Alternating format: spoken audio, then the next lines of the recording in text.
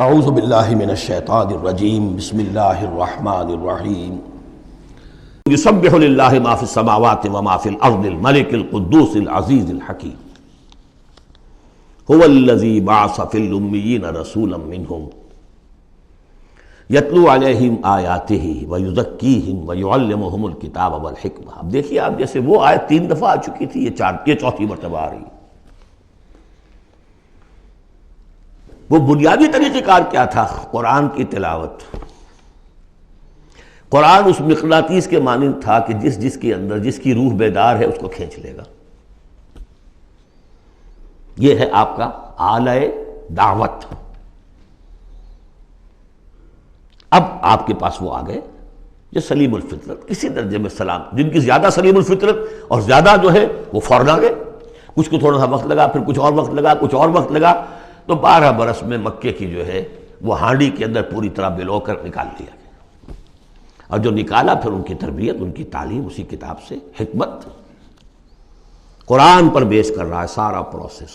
تربیت بھی قرآن سے، تزکیہ بھی قرآن سے، دعوت بھی قرآن سے، تذکیر بھی قرآن سے، تبشیر بھی قرآن سے، انذار بھی قرآن سے۔ تذکیر، انذار، تبشیر، اس سے دعوت ہو گئی، اور شفاء لما فی الصدور، دل کے اندر کے جو روگ ہے ان کا علاج۔ یہ دل کا روگ ہے کیا؟ دنیا کی محبت، اللہ خیر صلی اللہ، مال کی محبت، اولاد کی محبت، سب کیا ہے؟ ہاتھی کے پاؤں میں سب کے پاؤں دنیا کی محبت۔ یہ قرآن نکال دیتا ہے۔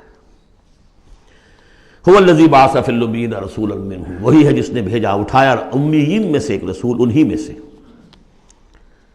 یتلو علیہم آیاتہ، ان کو پڑھ کر سناتا ہے اللہ کی آیات۔ یہ وہ مقناطیس۔ وَيُزَكِّيهِمْ وَيُعَلِّمُهُمُ الْكِتَابَ، وہ تزکیہ کر رہا ہے۔ تلاوت آیات کے ذریعے سے غلط نظریات ختم ہوئے، غلط نظریات ختم ہوئے۔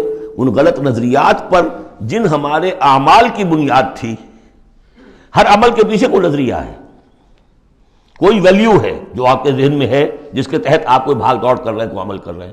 وہ ویلیو غلط ہے تو عمل غلط ہوگا، ویلیو صحیح عمل صحیح ہوگا۔ قرآن نے ویلیو آپ کی صحیح کر دی، تو گویا کہ اب یہ برے اعمال، بری عادات، یہ جیسے پت جھڑ میں پتے جھڑ جاتے ہیں، خود ہی جھڑ جائیں گے، کیسے رہیں گے؟ اندر سے غذا ہی نہیں مل رہی، اندر تو جڑ ختم ہو گئی ان کی۔ یہ ہے تزکیہ۔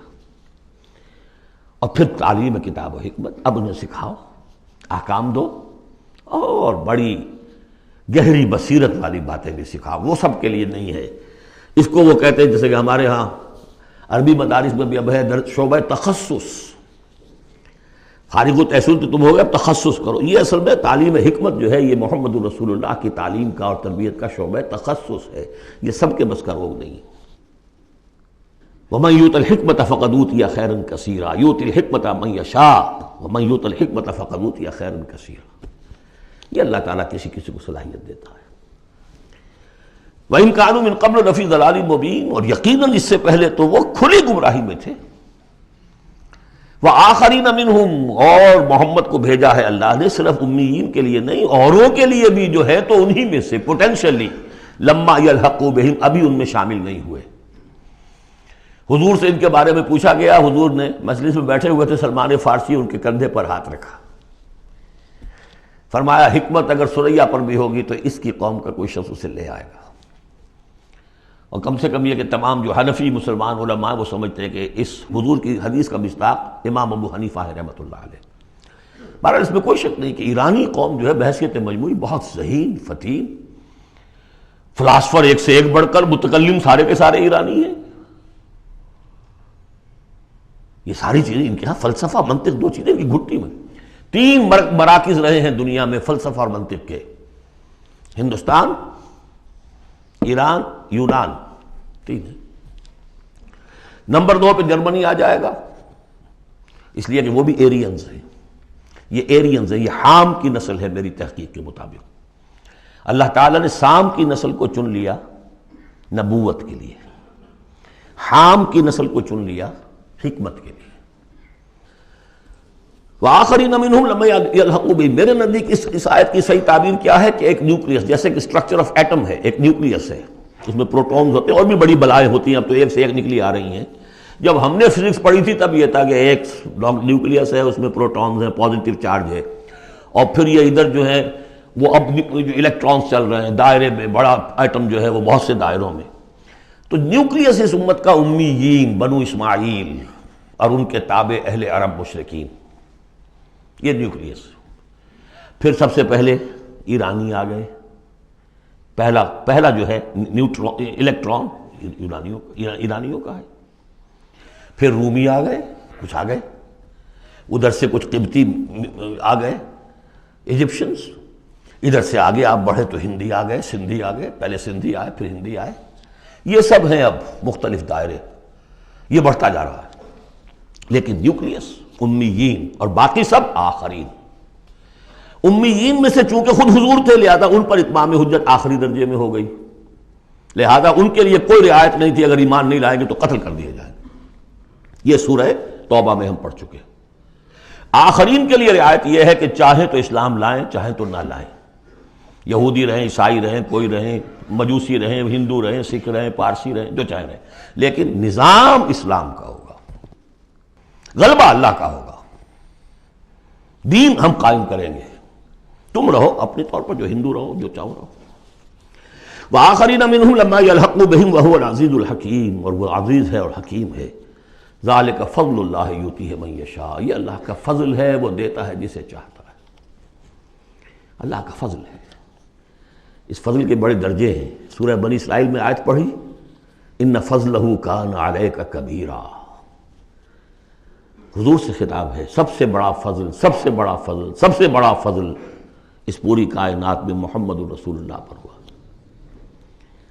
اگرچہ ان کا فضل کس طور سے ہوا ہے وہ آپ دیکھ لیجئے، ماریں پڑی ہیں، پتھراؤ ہوا ہے، خون کے دھارے چھوٹے ہیں۔ اللہ کا فضل جو ہے دنیا میں وہ ناز و نام نہیں ہے، عیش نہیں ہے، آرام نہیں ہے۔ جس میں سب سے بڑا فضل تھا اسے یتیم پیدا کیا، پوستھیومس، پیدا بھی ہوا باپ کے فوت ہونے کے بعد، بالکل مفلس قلاش۔ وہ تو مادائی حلیمہ کو کوئی اور بچہ ملا نہیں تھا تو قرۂ فال بنا میں من دیوانہ زدن ہو گیا معاملہ، ورنہ لوگ جاتے تھے، اچھے کھاتے پیتے گھرانوں کے بچے لیتے تھے، یتیم کو کون لے جائے گا؟ لیکن وہ یتیم پھر کیا بنا؟ در یتیم۔ وَوَجَدَكَ ضَالًّا فَهَدَىٰ وَوَجَدَكَ عَائِلًا فَأَغْنَىٰ أَلَمْ يَجِدْكَ يَتِيمًا فَآوَىٰ۔ پھر جو کچھ ہوا ہے سخت، آپ کا جو نوجوانی کا دور ہے، سخت مشقت، مزدوری۔ آپ کہتے ہیں میں قریش کی بھیڑیں بکریاں چند ٹکوں کی مزدوری پر چلایا کرتا تھا، قرارید، درہم و دینار نہیں، قرارید، ٹکے پیسے۔ بہرحال یہ دنیا کا معاملہ اور ہے۔ فرمایا وآخرین منہم لما یلحقوا بہم وہو العزیز الحکیم، ذالک فضل اللہ، یہ میں بیان کر رہا تھا، فضل کبیر بلکہ فضل اکبر تو ہوا حضور پر۔ پھر جو بھی محمد کے دامن سے وابستہ ہو گیا، بہت بڑا فضل ہے۔ چاہے اللہ نے ہمیں پیدائشی طور پر یہ فضل دے دیا ہے، ہم اس فضیلت کا قدر نہ کریں اور وہ پھر راندہ درگاہ حق ہو جائے، وہ دوسری بات ہے، اللہ نے تو دیا۔ بل اللہ یمن علیکم ان ہداکم للایمان، تمہیں اس راستے پر ڈال دیا ہے اللہ کے بندو، تمہیں پیدا کیا وہاں جہاں تم نے پیدا ہوتے کال میں اذان سنی ہے اور دوسرے کال میں اقامت سنی ہے، اس سے بڑا فضل کیا ہوگا؟ لیکن تم نے اس کی ناقدری کی تو یہ دوسرا بات ہے۔ ذالک فضل اللہ یؤتیہ من یشاء واللہ ذو الفضل العظیم، اللہ بڑے فضل والا ہے۔ لیکن یہ کہ اب یہ جو پروسیس تھا، جو محمد رسول اللہ کا اعلیٰ انقلاب تھا، قرآن، اب محمد تو جا رہے ہیں صلی اللہ علیہ وسلم، یہ پروسیس آگے کون جاری رکھے گا؟ نبی تو کوئی اور آنا نہیں۔ لہذا حضور نے کہا خطبہ حجۃ الوداع میں، قد ترکت فیکم ما ان تمسکتم بہ او اعتصمتم بہ لن تضلوا ابدا کتاب اللہ، میں چھوڑ کر جا رہا ہوں، یہ محمد کے قائم مقام ہے، یہ قرآن، یہ عصائے موسیٰ سے 100 گنا بڑا معجزہ ہے۔ عصائے موسیٰ صرف موسیٰ کے ہاتھ میں تھا تو معجزہ تھا، بعد میں تو وہ لٹھیا کی لٹھیا ہے، اور کیا ہے، پڑا ہوگا کسی ٹرنک کے اندر، شاید ہو اب بھی، جیسے کہ کہتے ہیں یہودی ہے لاٹھی ہے، اب وہ سانپ تو نہیں بنے گا کسی کے لیے۔ یہ معجزہ ہے جو ہر ایک کے ہاتھ میں آ سکتا ہے۔ بشرطے کہ اس کا حق پہچانے، اس کا حق ادا کرے، اس کی قدر و قیمت کو جانے۔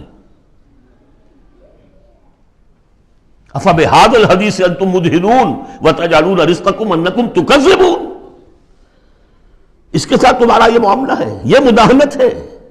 دنیا بھر کی زبانیں سیکھ لو، دنیا بھر کے علوم سیکھ لو، اتنی عربی نہیں کہ قرآن مجید کو براہ راست سمجھ سکو۔ اور اگر یہ قرآن تمہیں پوزیس کر لے گا تو خدا کی قسم کھا کر کہتا ہوں کہ کسی اور کام میں دل نہیں لگے گا آپ کا۔ یہ کیا کام ہے؟ گھس گھس گھس گھس گھس کر کے تنخواہ ہو گئی 30,000 40,000 50,000 تنخواہ لے کے آ گئے، بس یہی ہے۔ Were you created for that؟ ابراہیم بن ادہم کا آپ نے سنا ہوگا نام، بادشاہ تھے کسی علاقے کے، شکار پر گئے ہوئے تھے تو وہاں کہیں آواز انہیں سنائی دی، کسی فرشتے کی تھی یا یہ کہ خود ان کے اپنے دل کی آواز تھی۔ یا ابراہیم لہذا خلقت ام لہذا امرت، اے ابراہیم سوچو، کیا اس کام کے لیے تمہیں پیدا کیا گیا تھا؟ کیا تم اس کام کے لیے پیدا کیے گئے تھے اور تمہیں اس کام کا حکم ہوا تھا شکار کرو جا کر؟ بس وہی سے کایا پلٹ ہوئی۔